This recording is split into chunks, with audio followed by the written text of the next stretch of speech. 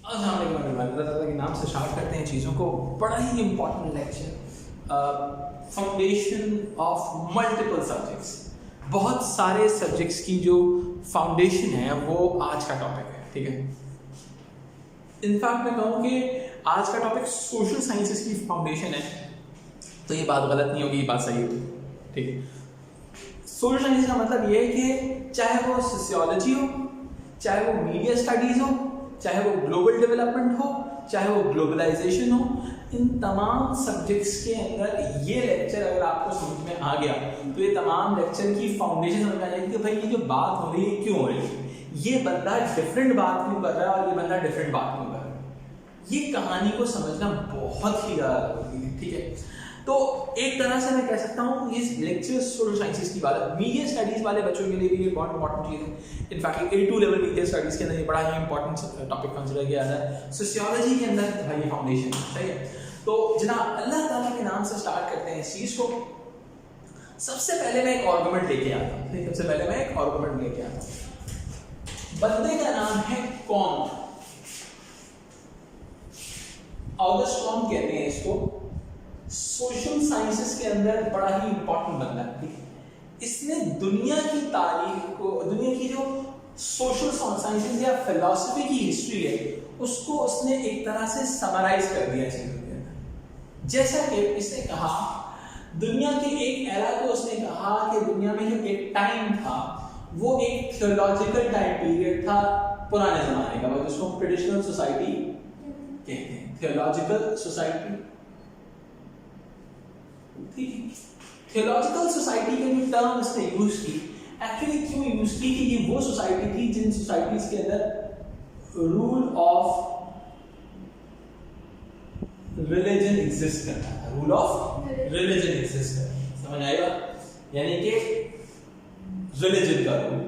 पुराने दौर में आपने देखा होगा एक चीज कि अगर बादशाह खड़ा हुआ है, बादशाह अपने तख्त पर बैठा हुआ है, तो उसके बराबर में अगर हम पुरानी क्रिश्चियन फिल्म्स देखें, बाज़ाइन एम्पायर से बनी हुई फिल्म देखें, तो उसके बराबर में एक बंदा क्राइस्ट का निशान लेके खड़ा हुआ है। What it shows, वो कहता है the king is a reflection of God। King जो है वो खुदा की रिफ्लेक्शन है, और यू कैन से बादशाह खुदा का साया है, इस तरह के अल्फाज यूज करता था।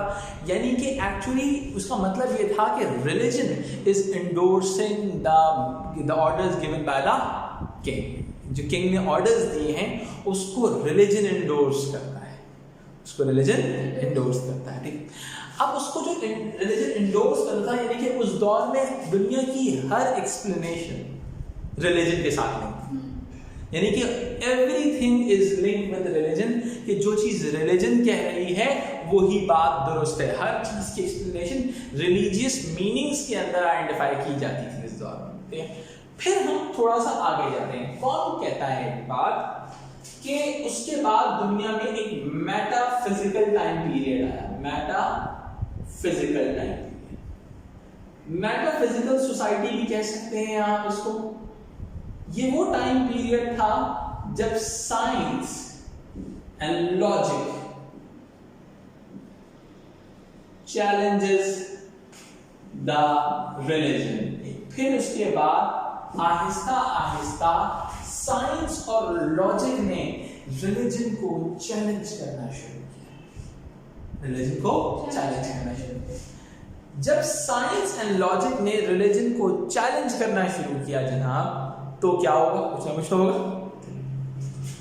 अब जीता कौन, हारा कौन, इसको थोड़ा डिस्कस कर लेते हैं। इसके अंदर जीत हुई अकॉर्डिंग टू ऑगस्ट कॉन्ट। फिर दुनिया के अंदर पॉजिटिव सोसाइटी क्रिएट हुई। पॉजिटिव सोसाइटी वो टाइम पीरियड था जब रूल ऑफ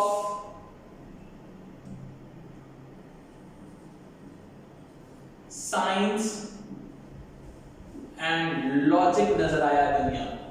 फिर दुनिया ने फैसला किया कि हम हर उस चीज को मानेंगे जो साइंटिफिक होगी, जो लॉजिकल होगी। जो चीज साइंटिफिक नहीं होगी, लॉजिकल नहीं होगी, हम उसको मानेंगे बिल्कुल नहीं। अब बात क्या है, क्या आप मुझे सिर्फ एक बात बताइए, इसमें और इसमें कोई सिमिलरिटी ढूंढ सकती हैं? दिमाग लगाएं, आप लोग भी जो ऑनलाइन देख रहे हैं आप लोग भी दिमाग लगाएं कि what is the similarity between this thing and this thing. Deterministic यानी जबरदस्त, आई लाइक योर अप्रोच, ठीक है, बेहतरीन। भाई इन दोनों में सिमिलैरिटी ये है कि ये भी किसी ना किसी रूल की बात कर रहे हैं और ये भी किसी ना किसी रूल की बात कर रहे हैं। यानी कि आसान भाषा में बोलूं तो इसका मतलब ये है कि they both are following a particular meta narrative. ये दोनों कोई ना कोई मेटा नैरेटिव फॉलो कर रहे हैं। अरे मैं समझा रहा हूं, टेंशन नहीं लेना, ठीक है। मेटा नैरेटिव टर्म जो यूज हुई है, मेटा नैरेटिव, ये क्या टर्म है? ये दोनों की हम जरा सा बात करते हैं, ये भी और ये भी, ये दोनों दरअसल कुछ ना कुछ एक चीज है, सारी जंग इसके साथ लिए है, मेटा नैरेटिव। सही है, देखो याद रखो, narrative refers to the story, meta stands for big story, meta stands for big story. अगर मैं कहूं this stands for big story और you can say big truth, तो बात बिल्कुल सही होगी, बात बिल्कुल सही होगी। बात सही होने का मतलब है बिग ट्रूथ, यानी कि एक बड़ी सच्चाई। अगर हम कहें कि बड़ी सच्चाई का मतलब ये है कि they both are following a meta narrative, किसी एक चीज को फुलफिल कर रहे हैं, they are following a one truth, एक ट्रूथ को ये फॉलो कर रहे हैं।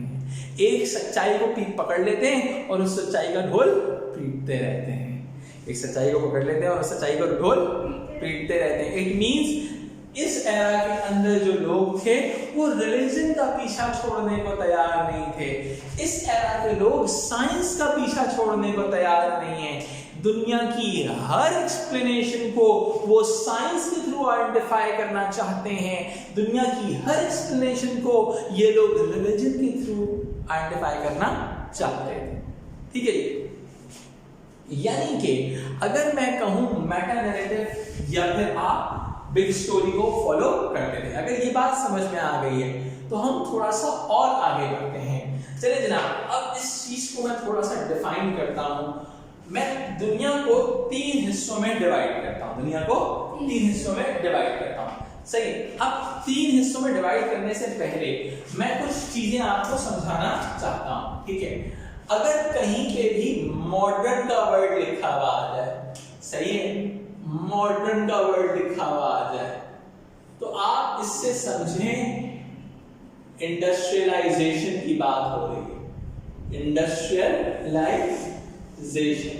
और इंडस्ट्रियलाइजेशन दरअसल साइंटिफिक डेवलपमेंट के बगैर हो ही नहीं सकती। साइंस एंड लॉजिक की एग्जिस्टेंस जरूर होगी। यानी कि एक तरह से मैं पॉजिटिव टाइम पीरियड की बात कर रहा हूं, एक अगर मैं थोड़ा सा वर्ड्स को चेंज करूं तो पॉजिटिव टाइम पीरियड की बात लिंक हो रही है कहीं ना कहीं। मॉडर्न का वर्ड ये है, सही है जी। अच्छा जनाब, चलिए अब इस कहानी को थोड़ा सा आगे लेके चलते हैं। पहला एरा जिसको हम डिस्कस कर रहे हैं that is all about pre modern society और प्री मॉडर्न एरा। क्या आप इस कॉर्प की दी हुई डेफिनेशन के साथ कोई प्री मॉडर्न एरा को आइडेंटिफाई करके बता सकती हैं? रूल ऑफ थियोलॉजिकल एरा, सही। प्री मॉडर्न एरा, अब इस चीज को थोड़ा सा एक्सप्लेन करते हैं। यानी कि मैं ये बात कह सकता हूं प्री इंडस्ट्रियलाइजेशन, सही है, प्री इंडस्ट्रियलाइजेशन यानी कि इंडस्ट्री से लगने का पहला वक्त, सही है। अब इस टाइम पीरियड को मैं एक तरह से थियोलॉजिकल टाइम पीरियड भी कह सकता हूं, am I right? सही है। इस अब इंडस्ट्रियलाइजेशन से पहले का वक्त क्या था, यानी कि दुनिया प्राइमरी सेक्टर पर इकोनॉमिक डिपेंडेंस रखती थी। यानी कि इकोनॉमिक डिपेंडेंस किस चीज पे थी? प्राइमरी सेक्टर पे। प्राइमरी सेक्टर कमा के देगा इनको, ठीक है। यानी कि प्राइमरी सेक्टर के ऊपर पहली चीज, अगर मैं कि दुनिया के अंदर मीनिंग्स के पीछे जाऊं, how to explain the word, what are the meanings of the society, तो वो थियोलॉजिकल मीनिंग्स में होंगी, यानी कि रूल ऑफ रिलीजन में होंगी, ठीक है। और प्राइमरी सेक्टर बेस्ड सोसाइटी है, एग्रीकल्चरल सोसाइटी है, ठीक है। मुझे इस सवाल का जवाब दें, सही है, क्या ट्रेडिशनल स्टीरियोटाइप्स मौजूद होंगे, सही है। इस दौर में existence of traditional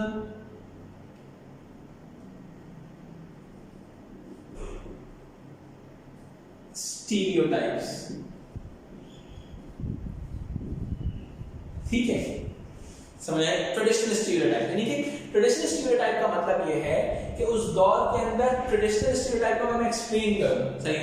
for example अगर मैं बात कर लूं फैमिली की, तो फैमिली जो थी उस दौर में एक्सटेंडेड फैमिली एग्जिस्ट करती थी ज्यादा, ठीक है, जिसके हम जॉइंट फैमिली भी कहते हैं, ठीक है, सही है। अब अगर इस चीज का आर्गुमेंट क्या है, जब फैमिली आप पढ़ेंगे तो उसमें आप आर्गुमेंट कर सकते हैं। पार्सन और गोडे का आर्गुमेंट है कि भाई फैमिली जो थी उस दौर के अंदर वो एक्सटेंडेड फैमिली थी, मैं नहीं कहता, पार्सन्स कहता है, ठीक है जी। अच्छा, क्लियर हुई बात।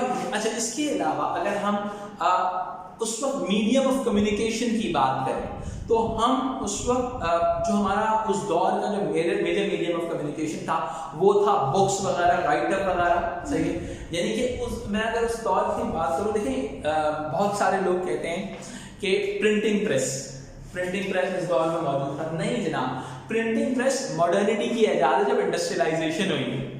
उस दौर में कातिब हुआ करते थे, कातिब क्या थे, राइटर्स लोग लिखते थे, बहुत सारे लोग उनको कॉपी बना के दे दिया करते थे उस एक राइटर की, और वो उस तरह से फ्लो, समझ नहीं बात। और सबसे बड़ा जो उस वक्त प्रॉब्लम था ना उस वक्त, यानी कि यही मीडियम था।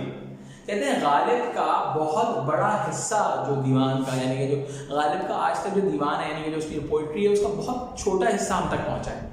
बहुत बड़ा हिस्सा दीवान का, जो गालिब का कोई दीवान अगर आप देखोगे ना, इतना सा बिल्कुल छोटा सा, यानी कि बहुत छोटा सा। जबकि दूसरे शायर का अगर आप दीवान देखो तो इतने बड़े बड़े, इतनी मोटी मोटी किताबें हैं। दीवान का मतलब कोई कलेक्शन ऑफ पोइट्री कहते हैं उसको।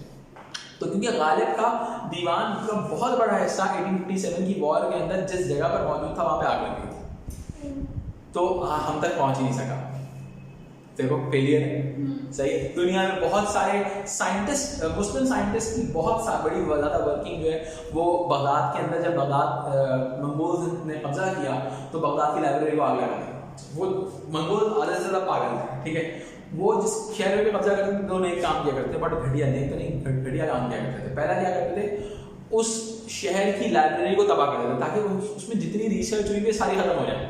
आज जो मुस्लिम रिसर्च मौजूद नहीं है, इसकी बहुत बड़ी वजह यह है कि बगदाद को जला दिया गया था, सही। इसकी बहुत सारे रीजंस भी हो सकते हैं कि अच्छा, बहुत सारे लोग ये भी कहते हैं कि उस दौरान में जो रिसर्च हो रही थी वो उतनी कोई काम की रिसर्च नहीं थी।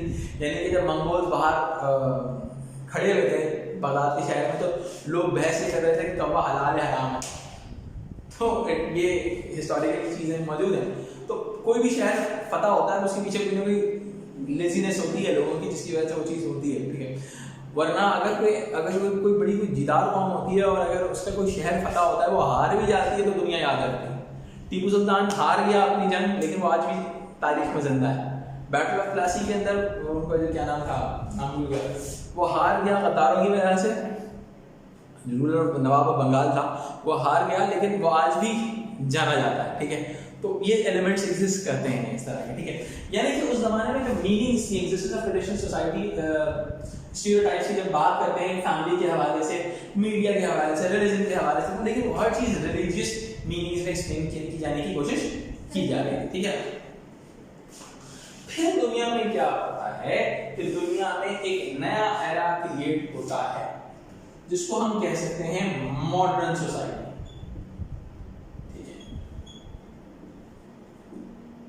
ठीक है, मॉडर्निटी जिसको हम कहते हैं। इस मॉडर्निटी को हम लिंक करते हैं किसके साथ, इंडस्ट्रियलाइजेशन के साथ।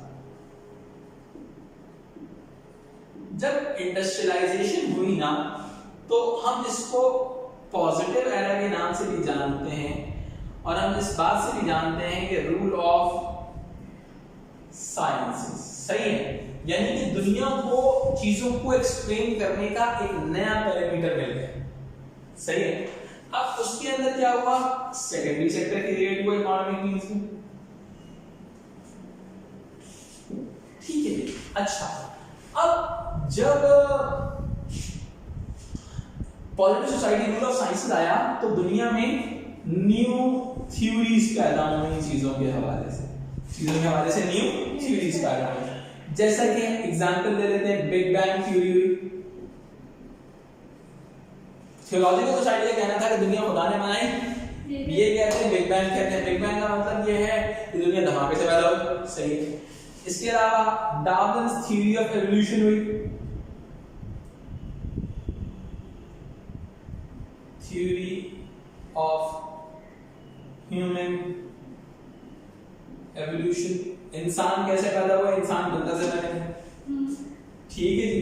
अब क्या है, ये साइंटिफिक लॉजिक की बेसिस पे चल रहा है, साइंस एंड लॉजिक की बेसिस पे, इसको मेंशन कर रहा है, साइंस एंड जो चीज लॉजिकल होगी दे विल एक्सेप्ट इट, जो चीज लॉजिकल नहीं होगी दे विल नॉट एक्सेप्ट। इसके अलावा हमारे पास बहुत सारी सोशियोलॉजिकल थ्योरीज हैं, जैसे कि हमारी फंक्शनलिज्म की थ्योरी हो गई, हमारी मार्क्सिज्म की थ्योरी हो गई, हमारी फेमिनिज्म की थ्योरी हो गई, ठीक है।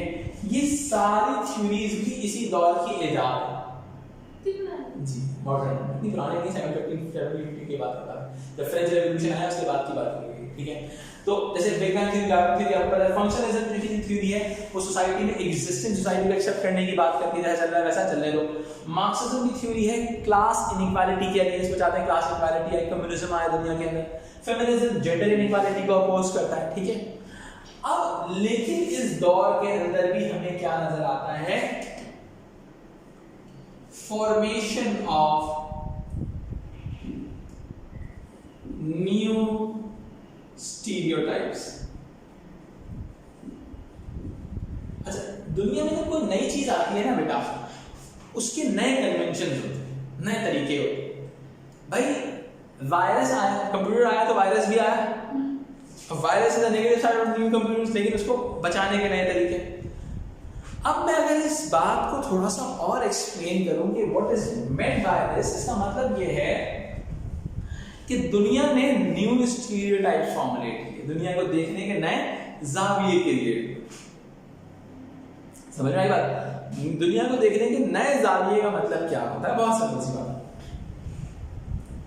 दुनिया को देखने का नया जाविया ये चीज होती है कि अगर मैं बहुत बेसिक मीनिंग्स में आपको लेके चलूं तो ये कहेंगे कि भाई अब उनको लगता था, देखो उन्होंने कहा पहले दुनिया ऐसे चलती थी, अब दुनिया ऐसे चलेगी, सही। अगर मैं आपको बेसिक फैमिली की एग्जांपल दे दूं, सही, अगर मैं फॉर्मेशन ऑफ न्यू स्टीरियोटाइप में कहूं कि फैमिली जो है, न्यू स्टीरियोटाइप क्रिएट हुआ कि अब न्यूक्लियर फैमिली हुआ करेगी।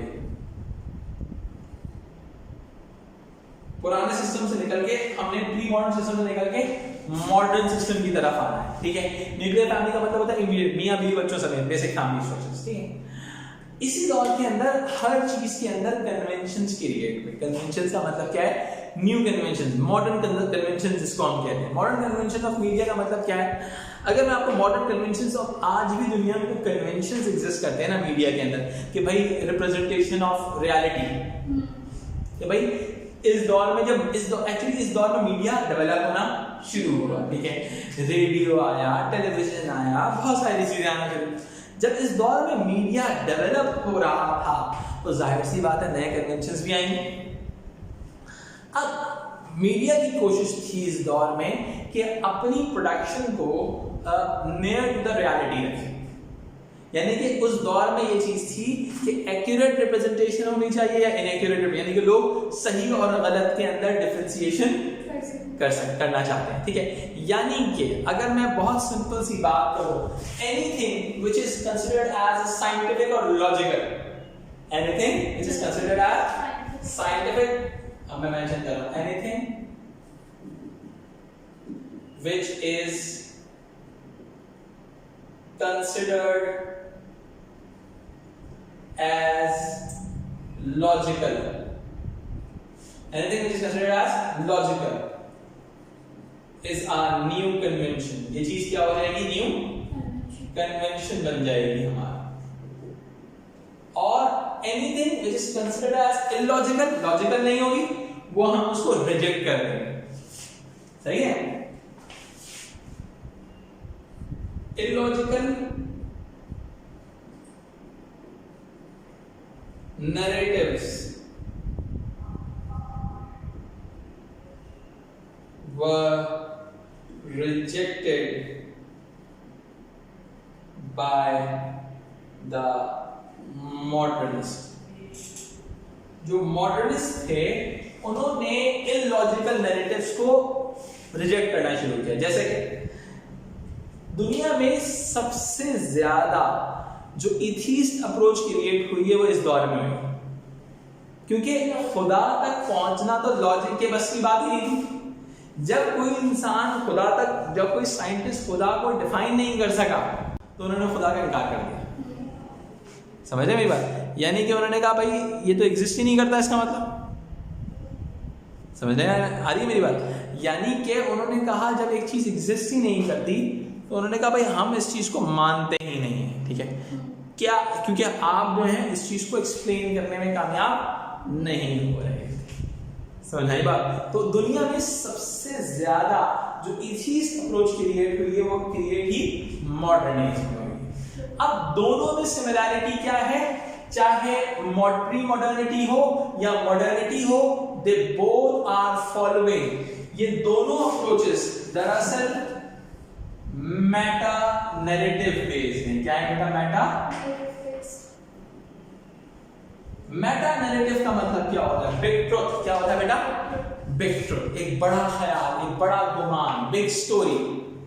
समझ रहे मेरी बात? देखिए अब मैं कहानी को थोड़ा सा और आगे लेके जाने की कोशिश करता हूं। ठीक है, यानी कि हम क्या करेंगे? क्या दुनिया को देखने का सिर्फ एक ही ट्रुथ होता है? क्या एक ही जाविया होता है? नहीं होता। ज्यादा मैक्सिमम जाविये हो सकते हैं, मुख्तलिफ एंगल्स हो सकते हैं दुनिया को देखने के। ठीक है, अब मैं इस कहानी को थोड़ा सा आगे लेके चलता हूँ जनाब। देखिए अब मैं अगर इस चीज को थोड़ा सा और डिफाइन करता हूं तो हमारे पास आता है era post modern. Post modern theory, ठीक है, जिसको हम कह सकते हैं पोस्ट इंडस्ट्रियलाइजेशन। यानी कि हम एक ऐसे दौर में आ गए हैं जो इंडस्ट्रियलाइजेशन की भी बात का दौर है। सही है, जिसमें आप कह सकते हैं इकोनॉमिक मींस के हिसाब से कि दुनिया इंडस्ट्रीज से बढ़कर अब सर्विसेज की तरफ आ रही है। दुनिया इंडस्ट्री से बढ़कर सर्विसेज की तरफ आ रही है। अब इनका क्या मानना है? ये तो थियोलॉजिकल वर्ल्ड पे मानते थे, इनका मेटा नैरेटिव थियोलॉजिकल वर्ल्ड पे था, इनका मेटा नैरेटिव पॉजिटिव वर्ल्ड पे था, साइंस पे था। इनके नजदीक there is no one meta narrative. दुनिया में कोई भी चीज एक मेटा नैरेटिव नहीं है। एवरी इंडिविजुअल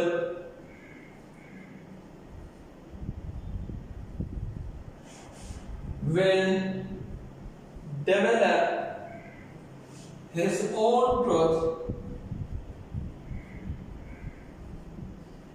on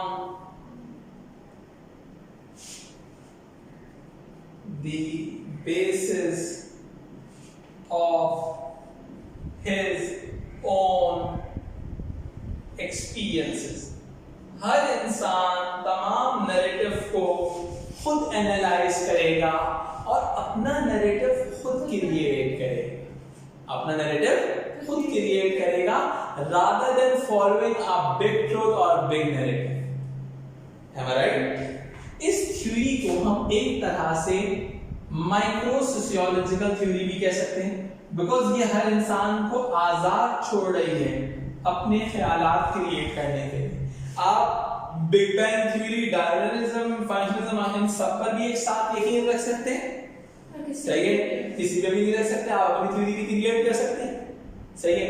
अब इसी की वजह से क्या होता है, देयर इज नो स्टीरियोटाइप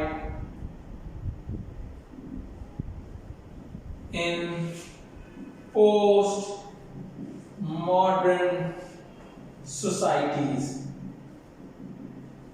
ठीक है, कोई स्टीरियोटाइप फॉलो नहीं होगा हमारी पोस्ट मॉडर्न सोसाइटीज के अंदर, ठीक है। यानी कि अगर मैं इस चीज का थोड़ा सा और प्रैक्टिकल एनालिसिस करूं तो मैं कैसे कर सकता हूं, इधर देखिएगा। लेट्स सपोज, अब देखिए मैं आपको टेक्निकल एनालिसिस करके देता हूं। देखें, आपको मैं तकरीबन हर सोसाइटी के इंस्टीट्यूशन के साथ एग्जांपल देता हूं। हमारी फैमिली है, फैमिली के अंदर हम क्या देखते हैं, मल्टीपल टाइप्स ऑफ फैमिलीज। आज की दुनिया में हमें मुख्तलिफ तरह की फैमिलीज और न्यू फॉर्म्स ऑफ फैमिलीज भी नजर आती है। मल्टीपल टाइप ऑफ फैमिलीज हैं और कुछ न्यू फॉर्म्स ऑफ फैमिलीज भी हैं, जैसे कि हम गे लेस्बियन फैमिलीज की बात कर सकते हैं।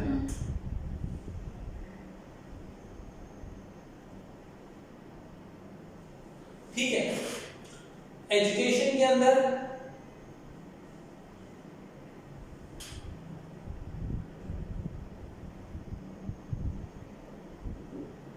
हमें प्लूरलिस्ट मॉडल नजर आता है, सही।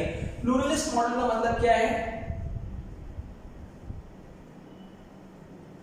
प्लूरलिस्ट मॉडल कहता है कि multiple forms of education system available है, हर बंदे की मर्जी जिसके अंदर जो कंजम्पशन करना चाहे वो कर सकता है। अगर मैं आगे लेके चलूं आपको रिलीजन के हवाले से, आज की दुनिया में रिलीजियस कंज्यूमरिज्म का कॉन्सेप्ट है। रिलीजियस कंज्यूमरिज्म, रिलीजियस कंज्यूमरिज्म का मतलब क्या है, हर इंसान अपनी नीड के हिसाब से रिलीजन को कंज्यूम करेगा, ठीक है, अपना नैरेटिव ऑफ रिलीजन क्रिएट करेगा, ठीक है। अच्छा जी, मीडिया के अंदर अब बहुत सिंपल सी बात है, पहले जमाने में रिप्रेजेंटेशन ऑफ रियलिटी हुआ करती है, रिप्रेजेंटेशन ऑफ रियलिटी। इस दौर में क्या है, रिप्रेजेंटेशन ऑफ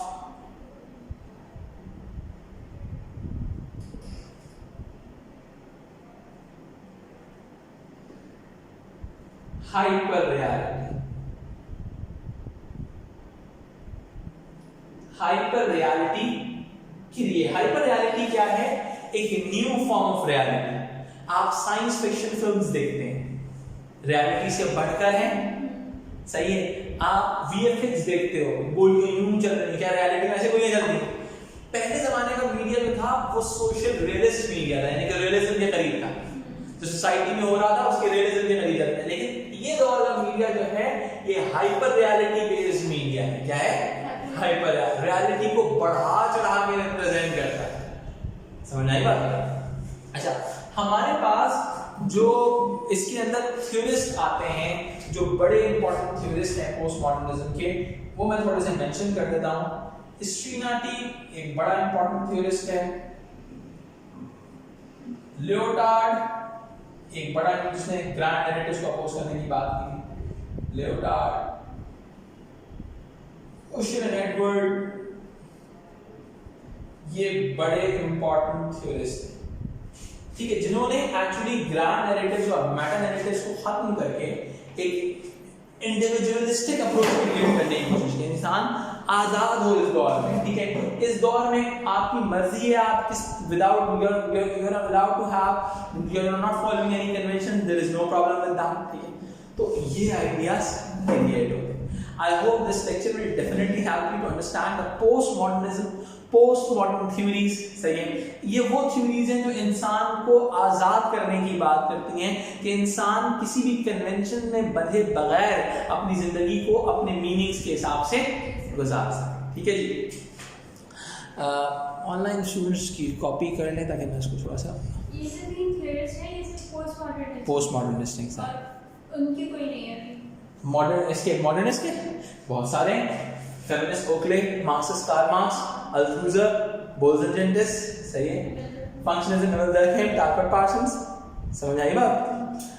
डार्विन मेंशन किया है, ठीक है। तो उनके तो है और थ्योरिस्ट थे ना, एक्चुअली इन्होंने तो उस चीज को अपोज किया कि एक इंडिविजुअलिस्टिक पॉइंट ऑफ व्यू, हर इंसान अपनी मीनिंग क्रिएट करेगा। इनका इंटरैक्शंस भी कह सकते हैं? नहीं कह सकते। आगे समझाऊंगा क्यों नहीं कह रहा। इंटरैक्शनिस्ट क्योंकि वो भी एक मेटा नैरेटिव है ना, जो इंसान के बिलीफ पर यकीन रखता है। ये एक डिबेट है कि बहुत सारे लोग इनको इंटरैक्शनिस्ट की तरह से लेकर ये भी माइक्रो सोशियोलॉजिकल है, सही है हाँ, लेकिन ये इंटरैक्शनिज्म दरअसल अगर आप उसको एज अ होल देखें, एंटिटी देखें, तो इंटरैक्शनिज्म एक पूरा मेटा नैरेटिव है जिसमें वेबर्स की थ्योरी आती है, theory of Weber's theory action theory आ जाती है। तो लेकिन ये कहते हैं अब लेट्स सपोज, क्योंकि इसके अंदर तो आप ये भी कह सकते हैं ना कि इंटरैक्शनिज्म और स्ट्रक्चरलिज्म दोनों मिला के इंडिविजुअल फॉलो कर सकता है, फिर तो आप इंटरैक्शनिज्म तो नहीं रहा आप, इस वजह से समझ आए।